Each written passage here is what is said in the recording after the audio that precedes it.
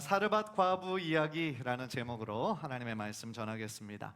옛말에 난세가 영웅을 만든다라는 말이 있습니다. 어지럽고 혼란스러운 그런 시대가 위기를 극복할 수 있는 인물, 영웅을 탄생시킨다라는 그런 뜻이겠죠. 좋은 예로 우리나라 이순신 장군 같은 사람이 그 난세가 만든 영웅이라고 말할 수 있겠죠. 그 임진왜란과 정유재란 같은 극심한 혼란기 속에서 이순신 장군의 그 탁월한 지혜와 또한 리더십으로 풍전등화 같은 상황에서 왜군을 물리친 너무나 유명한 역사 이야기지 않습니까? 그런 면에서 오늘 본문에 등장하는 이 엘리야도 표면적으로, 외형적으로 봤을 때는 정말 외적으로 혼란스럽고 어려운 시대에 등장해서 살아계신 하나님의 능력을 드러냈던 너무나 멋진 사람이었죠. 불의 선지자라는 별명을 가졌던 사람이 바로 엘리야였습니다. 그런데 엘리야가 등장할 수밖에 없었던 시대적인 상황이 있었어요. 요즘 역대급이다라는 말을 자주 사용하는데 정말 그때는 역대급으로 악한 시대였고 최악의 우상숭배 시대였다라는 거예요. 왜냐하면 그들은요, 당시 북이스라엘의 수도인 사마리아에 공식적으로 바알과 아세라를 섬기는 신전을 세웠어요. 그리고 이세벨과 아합이 결혼하면서 이세벨이 아합 왕을 잘 꼬드겨 가지고 어떻게 했냐면 그 나라에 공식적으로 바알을 섬기는 몇백 명의 선지자들을 국가에서 후원을 해줬어요. 국가에서 후원해주고 그들의 모든 월급과 그 모든 것들을 다 책임져 줬다 이 말이죠. 그러니까 그 정도로 국가에서 이 우상을 숭배하는 것을 장려하다시피 할 정도로 영적으로는 최악의 시대가 바로 아합 왕과 이세벨이 있었던 시대였다라는 거예요. 그렇다면 그들이 정말 열심으로 섬겼던 바알과 아세라 신의 그 정체는 무엇일까요? 바알은요, 농사의 신이에요. 비를 내려주는 신이에요. 그리고 아세라는요, 바알의 여신적 동반자예요. 그래서 다산의 여신, 번영, 축복의 여신으로 그들이 알고 있었어요. 따라서 그때요, 정착해서 농사를 짓고 있는 사람들에게 가장 중요한 것이 뭐였어요? 기후잖아요. 그죠? 때를 따라 햇빛과 또한 비가 내려줘야 농사를 잘 할 수 있고 풍성한 곡식을 거둘 수 있잖아요. 따라서 그들이 농사를 짓고 있는 그런 환경 속에서 비를 주관하고 또 모든 것 축복을 준다라고 믿었던 바알과 아세라를 열정적으로 섬겼던 것이죠. 그러나 우리가 아는 것처럼 이스라엘은 하나님의 언약이 있는 나라예요. 하나님이 선택하신 축복의 장소예요. 그래서 오직 하나님만 섬길 때 하나님께서 비를 내려주시고 축복하시는 것인데, 이 아합과 이세벨은 비를 내려주는 신이 바알이라고 그렇게 여기면서 그들에게 풍요와 축복을 주는 것은 바알과 아세라라고 착각하면서 그렇게 우상을 섬겼다라는 거죠. 구약의 십계명을 보면 하나님의 뜻과 하나님의 마음이 명백하게 드러나 있잖아요. 하나님이 가장 싫어하시고 가장 철저하게 금지하신 것이 무엇입니까? 우상을 만들고 우상을 절하는 거예요. 우상을 섬기는 거예요. 그런데 지금 아합 왕과 이세벨이 있던 때는 하나님이 그렇게 금지했던 것을 더 반대로 열심으로 섬기고 있었다라고 하니까 그들 앞에 닥칠 운명이 어떻게 될지 우리가 예상할 수 있는 부분이죠. 그래서 결과적으로요, 하나님께서는 엘리야 선지자를 통해서 가뭄의 징계를 예언하게 하십니다. 그리고 그 결과로 북이스라엘에 3년 이상 동안 비가 한 방울도 내리지 않게 하시는 거예요. 이런 상황에서 엘리야가 등장합니다. 17장 1절 우리 한번 다 함께 읽겠습니다. 시작. 길르앗에 우거하는 자 중에 디셉 사람 엘리야가 아합에게 말하되 내가 섬기는 이스라엘의 하나님 여호와께서 살아계심을 두고 맹세하노니 내 말이 없으면 수년 동안 비도 이슬도 있지 아니하리라 하니라. 우상 숭배를 가장 열렬히 하던 그 시대에 당시 최고의 권력자 아합 왕 앞에서 지금 엘리야는 사람이 갑자기 등장해서 이렇게 얘기를 하는 거예요. 내 말이 없으면 수년 동안 비도 이슬도 있지 아니하리라. 비와 이슬은요, 당시에 이스라엘 백성들이 생각할 때 하나님의 선물이에요. 하나님께서 하늘문을 여시고 그에게 내려주시는 것이 비와 이슬이에요. 따라서 비와 이슬이 내리지 않는 것은 하나님의 저주예요. 그래서 엘리야는요, 이 바알 숭배자들과 이제 18장에 나오는 것처럼 누가 참 신인가, 누가 불을 내려주시고 누가 비를 내려주실 수 있는 분이신지, 누가 참신인지 겨루기 위한 그 바알과 아세라와의 850대 1을 다음 장에서 하게 되는데, 그 일을 위한 준비 과정이 바로 이 17장이었다라는 거죠. 바알 숭배자들은 지금 바알을 어떤 신이라고 믿었다라고 했어요? 농경의 신, 그리고 비를 내려주는 신으로 그렇게 여겼다 그랬어요. 그런데 지금 엘리야가 선포한 내용은 무엇입니까? 이 세상에 비를 주관하는 것은 바알이 아니다 라는 거죠. 비를 내려주시는 분은 오직 하나님이시다 라는 것을 선포하는 거죠. 따라서 엘리야가요, 지금 아합 왕에게 앞으로 3년 이상 비가 내리지 않을 거다, 그리고 가뭄을 선포한 거는요, 다시 그 가뭄을 끝내고 비를 내려주시는 분이 바로 오직 하나님이시다 라는 것을 선포하기 위해서 지금 그 앞에서 그렇게 이야기했다라는 거죠. 그래서 이제 그 이후에 갈멜살 대결을 하기 전에 엘리야가 숨어서 지내던 곳이 어디냐? 바로 오늘 본문에 등장하는 사르밧 과부의 집이었어요. 그런데 우리가 잘 알고 있는 이 이야기지만, 저는 이번에 이것을 다시 한번 읽으면서 어떻게 보면 하나님의 뜻을 잘 이해하기가 어려웠어요. 왜냐하면 하나님께서 왜 이렇게까지 하시나 라는 생각이 들었기 때문이죠. 생각해보면 하나님의 사자인 엘리야를 돕는 역할은 누군가는 해야 하는 중요한 역할이에요. 그런데 많은 사람들, 할 수 있는 사람들이 있었을 텐데 왜 하필 가장 경제적으로 어려웠던 과부를 선택하셨을까? 라는 질문이죠. 당시에 재정적으로도 아무리 어려운 시대라도 선지자를 도울 수 있는 사람이 있었을 텐데 왜 이제 한 끼만 먹으면 더 이상 먹을 것도 없어서 굶어 죽어야 되는 그런 비참한 상황 가운데 있는 사람들에게 왜 가서 음식을 요구하게 명령하시는지, 왜 하나님은 이렇게까지 하시는지 이해가 안 되는 거예요. 그런데 그런 관점에서 보면은요, 하나님께서 이 3년 그 끔찍한 가뭄을 통해서 그리 시냇가에 숨게 하셨는데, 하나님께서 어떤 새를 사용해서 엘리야에게 물과 음식을 전달해 주셨거든요. 그 새가 어떤 새인지 기억하세요? 까마귀예요. 그런데 까마귀는요, 우리나라도 생각할 때 흉조, 안 좋게 생각하는데 당시 이스라엘 백성들이 생각할 때도 부정한 새예요. 까마귀는 왜 부정한 새냐면 시체를 먹어요. 짐승들의 시체를 먹고 사는 그것이 바로 이 까마귀예요. 그런데 하나님은 왜 하필 많은 새들 중에서 부정한 새를 사용해서 엘리야에게 물과 음식을 전달하게 하셨을까? 물론요, 하나님께서 일하시는 하나님의 방법은 다 우리의 머리로 이해할 수 없어요. 꼭 우리가 이해할 수 있는 상식적인 선에서만 일하시는 분은 아니에요. 그래서 성경은요, 하나님께서 우리의 상식을 뛰어넘는 하나님의 역사를 많이 보여주시기도 하는 것이죠. 다시 말하면 하나님은 당시 사람들이 부정하다라고 여겼던 그 까마귀를 하나님의 목적을 위해 하나님은 사용하실 수 있는 분이세요. 그러니까 하나님은 그 새를 통하여서도 그 시대, 너무나 경제적으로 어려웠던 그 시대에 하나님의 사람들을 신실하게 먹이시고 공급하신다라는 사실을 하나님께서는 드러내 주셨죠. 마찬가지로 엘리야가 사르밧 과부를 만나서 공교에 받는 것도 역시 그 사건을 통해 우리들에게 가르치시는 것이 분명히 있다라는 거예요. 물론 우리가 지금까지 들었던 표면적으로 가장 명백한 그런 깨달음은 뭐냐면, 믿음으로 순종하는 자에게 하나님께서 놀랍게 축복하신다라는 그 내용이지만, 사실은 그것 이면에 또 다른 숨겨져 있는 것은 없을까라고 저는 궁금증을 가지고 말씀을 연구했다라는 것이죠.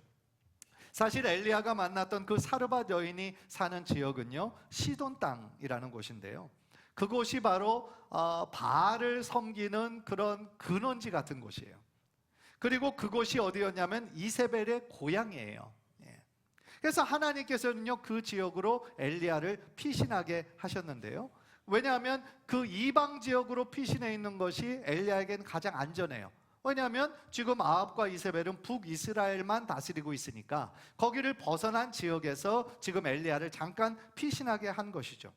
그런데 여러분, 엘리야의 입장에서 한번 생각해 보세요. 우리가 성경을 읽을 때 여러 사람의 입장에서 한번 생각해 보면 좀 성경이 조금 더 가까이 다가오거든요. 엘리야의 입장에서 한번 생각해 보면 당시에 가장 어려운 계층이었고 누군가의 도움이 절실히 필요한 사람들이 누구였느냐? 과부예요. 고아와 과부, 나그네들이에요. 최고의 사회적인 약자예요. 그런데 하나님께서는 왜 하필 그 과부에게 보내셨을까요? 안 그래도 지속되는 가뭄 속에서 지금 물도 없고 식량도 다 떨어져서 그 상황 가운데 있는 그 과부 집에 가서 물과 음식을 달라고 하는 것이 인간적으로 생각했을 때는 참 염치 없는 상황이었다라는 거예요. 그런데 엘리야의 그 물과 음식 요구에 그 사르밧 여인이 응답하는 것이 12절이에요. 12절 제가 한번 읽겠습니다.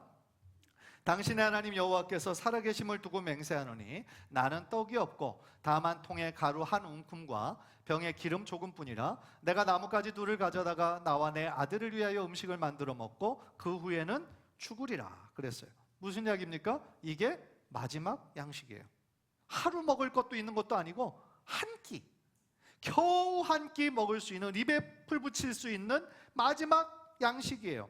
그래서 이것을 먹고 이제는 굶어 죽을 수밖에 없는 비참한 상황인 거예요. 그런데 엘리야는요 13절 14절에서 그렇게 말하는 여인에게 이렇게 대답합니다. 엘리야가 그에게 이르되 두려워하지 말고 가서 네 말대로 하려니와 먼저 그것으로 나를 위하여 작은 떡 한 개를 만들어 내게로 가져오고 그 후에 너와 내 아들을 위하여 만들라. 14절 이스라엘 하나님 여호와의 말씀이 나 여호와가 비를 지면에 내리는 날까지 그 통에 가루가 떨어지지 아니하고 그 병의 기름이 없어지지 아니하리라 하셨느니라. 무슨 말입니까? 두려워하지 마. 지금 너의 상황이 어떤 상황인지 나도 알아. 그러나 내가 말한 대로 나를 보내신 하나님께서 이렇게 말씀하셨어. 먼저 작은 떡 한 개를 나에게 가져오고 그 나중에 너와 네 아들을 위한 음식을 만들어. 그렇게 순종할 때에 지금 딱 한 끼 먹을 수밖에 없는 밀가루통과 그 기름통에서 그것이 끊어지지 않고 계속되게 지속될 거야. 이렇게 선포한 거죠. 그리고 신기하게도 이 사르밧 과부가 엘리야의 말에 순종하죠. 그런 다음에 어떻게 되었습니까? 실제로 엘리야와 그의 식구가 여러 날을 먹었지만 통에 가루가 떨어지지 않았고 그 기름이 떨어지지 아니하였다 그랬어요. 하나님의 놀라운 기적이 일어난 것이죠. 말씀의 능력을 믿고 순종한 자에게 부어지는 하나님의 은혜요, 하나님의 기적이었던 거예요. 그런데 여러분, 이 부분에서 한번 좀 생각해 보기를 원하는 부분이 사르밧 과부의 그 순종할 수 있었던 것이 여러분들의 머리로 이해가 되십니까? 입장 바꿔 생각해 보면 만약에 내가 그 과부였다라고 한다면 잘 모르는, 처음 보는 그 사람에게 나와 내 아들이 먹을 마지막 양식을 줄 수 있었겠습니까? 그 양식이 자신을 위한 것이었다면 어차피 죽고 어차피 이것만 먹고 죽으니까 어차피 죽을 거 그렇게 할 수도 있었을지도 모르겠지만 그 양식은 자신의 아들을 위한 양식이기도 했어요. 정말 어려운 문제죠. 왜냐하면 두 사람의 생명이 걸려있는 문제예요. 무엇보다도 사르밧 과부는 하나님을 믿는 사람이 아니었어요. 하나님을 믿는 신앙이 있는 사람이었다고 한다면 정말 그 여인의 믿음이 대단하구나 라고 우리가 생각할 수 있겠지만 사르밧 과부는 하나님을 믿는 사람이 아니었어요. 그 지역은 바알 신앙의 본산지였다고 그랬어요. 그러면 그녀는 태어날 때부터 아주 자연스럽게 바알을 섬기는 신앙을 가지고 있었을 가능성이 굉장히 크죠. 그렇지 않겠어요? 우리가 태어나는데 우리 부모가 믿고 있는 신앙, 또 그 지역 모든 사람들이 믿고 있는 것이라고 한다면 우리도 당연히 믿지 않았겠어요? 우리가 태국에서 태어났으면 불교를 믿었겠죠. 우리가 중동 지역에서 태어났으면 이슬람교를 믿었을 거예요. 그럴 가능성이 엄청 크죠. 그러니까 이 사르밧 과부는 아마도 바알을 섬기는 사람이었을 거예요. 그런데 어떻게 처음 보는 엘리야의 그 말에, 어떻게 보면 너무나 무례하게 보이는 그 말에 그녀와 아들의 마지막 식사를 포기하고 줄 수 있었을까요? 그런 사르밧 과부의 행동을 우리는 온전한 믿음이라고 부를 수 있을까요? 그 질문에 대한 중요한 힌트를 우리는 9절에서 발견하게 됩니다. 9절 우리 한번 다 함께 한번 읽겠습니다. 시작. 너는 일어나 시돈에 속한 사르밧으로 가서 거기 머물라. 내가 그곳 과부에게 명령하여 내게 음식을 주게 하였느니라. 아멘. 여기에서 하나님은 엘리야를 하나님의 도구로 선택하셨을 뿐만 아니라 사르밧도 하나님의 도구로 선택하셨다라는 것을 배우게 돼요. 그러니까 사르밧에게 주신 사명은 뭡니까? 지금 어려움 가운데 빠져 있는 엘리야를 공개하고 돕는 그 사명을 사르밧 과부에게 주셨다라는 거죠. 그러니까 우리는 여기에서 일단 많은 사람들, 재정적으로 경제적으로 할 만한 사람들을 선택하시지 않고 사르밧 과부를 선택하신 것은 우연이 아니라 하나님의 예정된 뜻이었다라는 것을 먼저 배우게 됩니다. 그럼에도 불구하고 여전히 우리의 머리로는 이해되지 않습니다. 하나님의 선한 뜻을 드러내기 위해서 하나님이 선택하셨다라는 것에 대해서는 우리가 다른 말을 할 수 없죠. 사실 예수님께서도 당시에 많은 사람들, 많이 배우고 교양 있고 집안 배경도 좋고 그런 사람을 예수님의 제자로 삼을 수도 있었지만 예수님은 반대되는 사람들 12명을 뽑으셨잖아요. 그리고 예수님의 제자로 삼으셨잖아요. 그러니까 우리가 하나님이 선택하시고 하나님이 하시는 일에 대해서 다 이해하기는 어려워요. 하나님은요, 세상에 약하고 비천한 사람들을 택해서 하나님의 은혜와 은총을 베푸실 때가 많습니다. 왜냐하면 그 누구도 하나님 앞에서 자신이 구원받은 것을 자랑하지 못하게 하시려는 거예요. 그런 사람들을 하나님께서 만나주시고 축복해 주셔야 이 모든 것이 하나님의 은혜구나, 하나님께서 이렇게 해주셨구나, 하나님께 영광 올려드릴 수 있기 때문이다 라는 것이죠. 따라서 아주 가난한 사르밧 과부를 선택한 것은 하나님의 뜻이었고 엘리야로 하여금 그곳에 머물게 하신 것도 역시 하나님의 뜻이었죠. 그리고 중요한 포인트는요, 9절 뒷부분에 나와요. 9절 뒷부분에 하나님의 의지, 하나님의 마음이 거기에 나오는 거예요. 내가 그곳 과부에게 명령하여 내게 음식을 주게 하였다 라고 말씀하고 있거든요. 무슨 뜻입니까? 엘리야가 사르밧 과부에게 물과 음식을 달라고 하기 전에, 그 전부터 하나님께서 사르밧 과부에게 찾아가셔서 그 마음을 어떻게 해주신 거예요? 만져주신 거예요. 그 마음을 만져주시고 하나님의 섭리로, 성령의 그 역사로 감동을 주셨다라는 것이죠. 아마도 사르밧 과부도요, 처음 오는 엘리야가 이렇게 무례한 것을 요구할 때 자기가 평상시 모습 같아서는 도저히 줄 수 없는데 자신이 지금 이상하게 순종하고 있는 모습에 자기도 놀랐을 수도 있어요. 지금 내가 왜 이러지? 왜냐하면 평상시에 자신의 모습과는 너무 다르게 지금 자신이 반응하고 있는 거죠. 그거는 자신의 능력이 아니었어요. 하나님의 능력이었죠. 자신의 믿음이 아니었어요. 하나님께서 그 여인의 마음을 만져주시고 엘리야의 요구에 응답할 만한 만큼의 믿음을 하나님께서 그 여인에게 허락해 주셨다라는 것이죠. 결과적으로 그녀는요, 처음 보는 엘리야의 그 말을 믿을 수가 있었고 마지막 한 끼 해먹을 수 있는 그 양식을 기꺼이 엘리야에게 줄 수 있었다라는 거예요. 그 결과로 그녀는 놀라운 기적을 경험하게 되죠. 그녀의 필요를 채움을 받았을 뿐만 아니라 더 놀라운 것은 시돈 땅에서 헛된 우상 바알을 섬기고 있었던 그녀와 그녀의 아들에게 진정으로 우리의 생명을 주시고 우리의 필요를 채워주시는 분은 바알이 아니라 하나님, 엘리야의 하나님, 이스라엘의 하나님을 하나님께서는 이 사건을 통하여 명백하게 가르쳐주고 계신다라는 거죠. 사랑하는 성도 여러분, 믿음은요 참 신비한 것 같아요. 믿음의 세계는 참 신비합니다. 왜냐하면 이 믿음이라는 것이요, 내가 노력해서 얻어지는 것이 아니기 때문에 그래요. 내가 한번 오늘부터 믿어봐야지 라고 해서 그 믿음이 나에게 갑자기 생기지 않아요.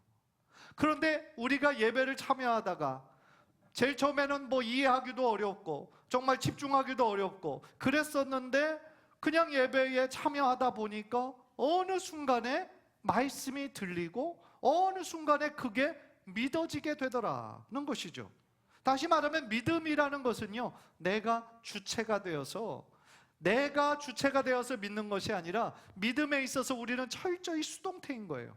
하나님께서 주체가 되셔서 우리로 하여금 믿게 하신다라는 거예요. 우리로 하여금 믿게 하시는 거예요. 그렇기 때문에 믿음은요, 하나님께서 우리에게 주시는 하나님의 선물과 같은 것이다 라는 거예요. 한번 따라 봅시다. 믿음은 하나님의 선물이다. 믿음은 하나님의 선물이에요. 내가 자격이 있어서 획득한 것이 아니다라는 거예요. 에베소서 2장 8절 우리 한번 다 함께 읽을까요? 시작. 너희는 그 은혜에 의하여 믿음으로 말미암아 구원을 받았으니 이것은 너희에게서 난 것이 아니요 하나님의 선물이라. 믿음으로 말미암아 구원을 받는데 이것이 우리에게서 나지 않았다고 그러는 거예요. 하나님의 선물이라는 거예요. 하나님께서 하늘에서 우리에게 주셨다라는 거예요. 따라서 믿음도 내가 한 것이 아니기 때문에 그것도 역시 큰 문맥에서 하나님의 은혜인 거예요. 나로 하여금 믿게 하시는 하나님의 은혜이다 라는 거예요. 저는 이 자리에 있는 성도님들 모두가 그 믿음이라고 하는 하나님의 선물을 꼭 받으시기를 주님의 이름으로 축복합니다. 혹시 아직 그 선물을 받지 못하신 분이 계시다면, 교회는 다니지만 아직 그 믿음이 내 안에 있는 것 같지 않다면 낙심하지 마시고 계속하여서 은혜의 자리에, 예배의 자리에 머물러 있다 보면 하나님께서 어느 순간에 우리의 마음을 여시고 그 말씀이 들리고 말씀이 선포되는 그 예수가 나의 구원자이심을 믿게 되는 그 구원의 때가 여러분들에게 반드시 임하게 될 줄 믿습니다. 그것이 바로 하나님이 하시는 놀라운 역사다라는 거예요. 하나님께서 우리의 마음을 만져주시면요, 돌같이 딱딱한 마음도 부드러운 살로 변하게 되는 거예요. 지난주에도 말씀드리는 것처럼요, 진정한 변화는 내 뜻으로 하는 것이 아니라 나의 의지로 하는 것이라 하나님의 역사예요. 특별히 우리 안에 계시는 성령님의 역사, 나의 마음을 새롭게 변화시켜 주시고 치유해 주시는 분은 바로 성령님이시다 라는 거예요. 따라서 하나님은요, 우리의 마음의 상한 마음 다 아세요. 우리의 많은 상처와 아픔도 하나님 다 아시고 그것을 고치실 수 있는 분이 바로 우리 하나님이세요. 하나님께서 원하시면요, 나의 삶을 짓누르고 있던 원망과 불평과 상처와 아픔들이 한순간에 사라지게 하실 수 있는 분이 바로 우리 하나님이시다라는 거예요. 예를 들어요, 하나님의 은혜가 임하면요, 내가 정말 평생 피우던 이 담배, 못 끊던 담배가 갑자기 끊어지게도 하실 수 있고요, 내가 술의 도움 없이는 잠을 잘 수 없는 그런 분도 있거든요. 불안하고 술을 의지하는 거죠. 그런데 그런 분들도 편안한 잠을 잘 수 있게 도우시는 분이 우리 하나님이세요. 저는요, 하루에 담배를 2갑씩 피우던 골초이죠. 그런 분이 예수님을 인격적으로 만나고 나서 한순간에 담배를 끊는 것을 봤어요. 담배 끊는 거 되게 어렵다고 하잖아요. 그래서 담배 끊으면 독하다 이러잖아요. 그 정도로 힘든데 한순간에 담배를 끊는 거예요. 2갑 이상씩 피우던 골초가. 어떻게 그럴 수 있냐고 물어봤어요. 그랬더니 그분이 뭐라고 그러냐면 어느 순간에 그 담배 냄새가 역하더라는 거예요. 구역질이 날 정도로 그 담배 냄새가 너무 역하더라는 거예요. 그래서 피우고 싶어도 피울 수가 없더라는 거예요. 그게 뭐예요? 하나님이 하시는 역사다라는 거예요. 또 지금도 기억나는 한 집사님이 계세요. 그 집사님이 아마도 40대 초반이었을 거예요. 그 부부에게는 초등학교를 다니는 어린 아들 딱 하나 있었어요.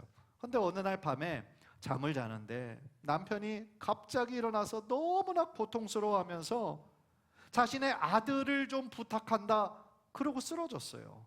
너무나 놀라서 급하게 응급실로 들어갔는데 다시 깨어나지 못했어요. 갑자기 잠을 자면서 갑자기 죽었어요. 영화 속에서나 보는 그런 장면이 그 집사님 40대 초반의 젊은 집사님의 가정에 실제로 일어난 거예요. 그 집사님의 마음이 어땠을까요? 그때가 그쪽 지역으로 이사한 지 얼마 안 된 시점이었어요. 그래서 집에 필요한 가구나 여러 가지 가재도구를 막 지금 온라인으로 주문해서 하나하나 오고 있는 그런 시점이었어요. 그런데 갑작스럽게 남편이 죽고 남편의 장례를 정신없이 치르고 난 후에 그런 가구들이 하나하나씩 오기 시작하는 거죠. 킹 사이즈 침대도 가장 큰 걸로 주문을 했는데 장례식 다 치르고 나서 그게 왔어요, 집에. 그러니까 그걸 보면서도 한참을 울고 마음이 무너져 내렸다고 그러더라고요. 그런데 그때부터 하나님을 향해서 뭐가 생겼겠어요? 원망이 생기죠. 원망이 생기는 게 너무나 자연스럽고 당연한 거죠. 하나님이 사랑의 하나님이시라고 그러는데 사랑의 하나님이 어떻게 이런 일을 나에게 줄 수 있느냐는 거죠. 하나님이 살아계시다면 도저히 이렇게 할 수 없다는 거죠. 그러니까 그 상황을 받아들이기가 이분은 너무나 어려웠던 거예요. 그런 극심한 상황에 처하면 기도도 잘 안 나오죠. 기도가 안 나와요. 기도 한마디를 할 수가 없는 상황인 거예요. 그런 상황 속에서 누군가 추천을 했어요. 어떤 추천을 했냐면 한 수련회 한번 참석해봐. 그런데 그 수련회가 이혼을 하거나 혹은 사별을 해서 홀로 아이들을 키워야 되는 싱글 맘들을 대상으로 하는 그런 수련회였어요. 그런데 수련회 초반부에는 도저히 마음이 열리지가 않아요. 다 거짓 같고 위선 같고 마음이 열리지 않고 여전히 하나님을 향한 원망이 불평으로 가득 차 있었어요. 그런데 조금씩 마음이 열리게 된 계기가 자신의 그 탄식과 그 불평과 원망을 다 들어주고 함께 울어주고 함께 안아주는 그 믿음의 사람들을 통해서 조금씩 그 마음이 열리기 시작했어요. 그런데 정말 신기하게 어느 순간이 되니까 그녀의 마음을 가득 채우고 있던 하나님을 향한 원망의 마음이 어느 순간 깨끗이 사라졌다는 거예요. 그러면서 그의 마음에 하나님이 주시는 평화가 임하더라는 거예요. 그런데 여러분 생각해 보세요. 어떻게 그런 일이 일어납니까? 우리들의 마음이 순식간에 그렇게 변할 수 있는 겁니까? 갑자기 남편이 죽고 40대에 이제 자기 혼자 힘으로 아들을 키워야 되고 그런 힘든 상황에서 하나님을 향한 원망이 어떻게 한순간에 사라질 수가 있겠어요? 하나님의 역사인 거예요. 하나님의 역사. 성령님께서 그 집사님의 눈물과 그 탄식을 하나님께서 들어주시고 그 집사님의 마음을 어루만져 주신 거예요. 아프고 상한 마음, 찢어진 마음 하나님께서 꿰매어 주시고 어루만져 주시고 치유해 주신 거예요. 사랑하는 성도 여러분, 혹시 여러분의 마음에도 많은 상처와 아픔들이 있는 분 계실지 모르겠어요. 너무나 고통스러운 상황 속에서 하나님을 향한 원망으로 불평으로 가득 차 있는 분들도 있을 수 있어요. 하나님께 여러분의 있는 마음 그대로, 여러분의 사정 그대로 솔직하게 아뢰어드리고 여러분의 마음을 토로하는 기도를 드리는 여러분 되시기를 주님의 이름으로 축복합니다. 하나님의 은혜가요, 어느 순간에 우리가 알지 못하는 신기한 방법으로 하나님께서 여러분들의 마음을 만져주시고 여러분들의 마음에는 모든 상처와 아픔들을 치유해 주실 줄 믿습니다.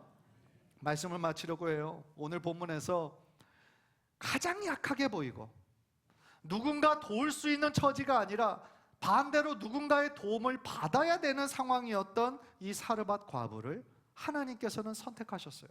하나님의 도구로, 하나님의 영광을 드러내기 위한 도구로 사용하시고 그녀를 통하여 놀라운 기적을 베풀어 주신 것을 오늘 우리가 함께 나누었어요. 비록 하나님에 대해서 믿음이 전혀 없었던 사람이에요. 그러나 하나님은 그 여인에게 믿음을 선물로 주셨어요. 그리고 엘리야의 하나님이 그전에 자신이 믿고 따르던 바알과는 비교할 수 없는 참 하나님이시요 능력의 하나님이심을 깨닫게 하시고 그 지역의 믿음의 본보기가 되게 하셨다라는 것이죠. 간절히 바라기는요, 가난하고 부족한 중에도 하나님의 그 은혜에 믿음으로 반응해서 하나님의 축복을 경험했던 이 사르밧 과부처럼 우리도 부족한 점이 많아요.